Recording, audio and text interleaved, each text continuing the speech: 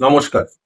দেখুন, দুদিন আগে আমাদের প্রধানমন্ত্রী সমস্ত দেশের উদ্দেশ্যে আবেদন করলেন বলা যেতে পারে যে আগামী ১ টি বছর যেন আমরা সোনা না কিনি।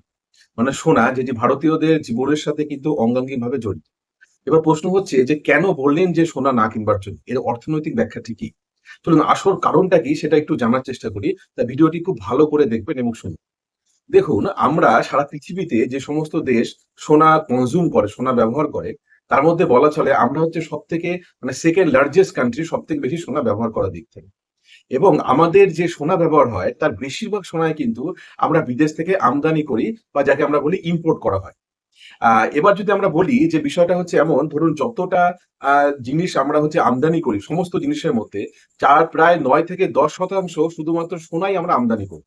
এবং অবাক হবেন যে গত বছরের হিসাবে প্রায় ১৭০ টন সোনা, ১৭০ টন সোনা কিন্তু আমরা বিদেশ থেকে আমদানি করেছি।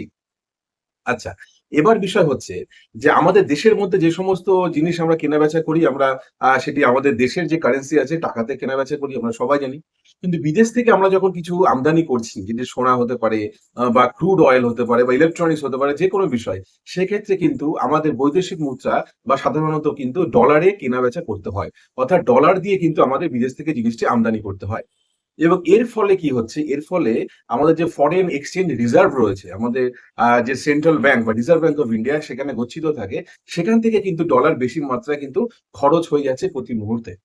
এবং আমরা এটির এই সোনার সাথে আরেকটি জিনিসের কানেকশন রয়েছে যেটি হচ্ছে ক্রুড অয়েল। আমরা ভালোমতো জানি যে মিডল ইস্টে যে যুদ্ধ বা পরিস্থিতি বা একটি আ অদ্ভুত একটা সময় চলছে যার ফলে কিন্তু সারা পৃথিবীতে ক্রুড অয়েল নিয়ে একটা বড় সমস্যার সম্মুখীন হচ্ছে।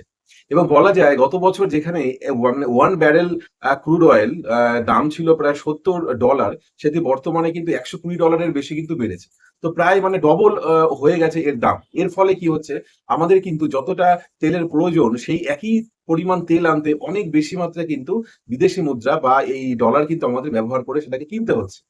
তো এই সোনা এবং এই ক্রুড অয়েল ব্যবহারের ফলে বা এই কেনা-বেচার জন্য কি হচ্ছে আমাদের দেশের যে এক্সচেঞ্জ আছে, ফরেন এক্সচেঞ্জ সেটা কমছে এবং এর ফলস্বরূপ যে দেশের যে অর্থ আছে, অর্থনীতি রয়েছে সেখানে কিন্তু এটা এফেক্টেড হচ্ছে।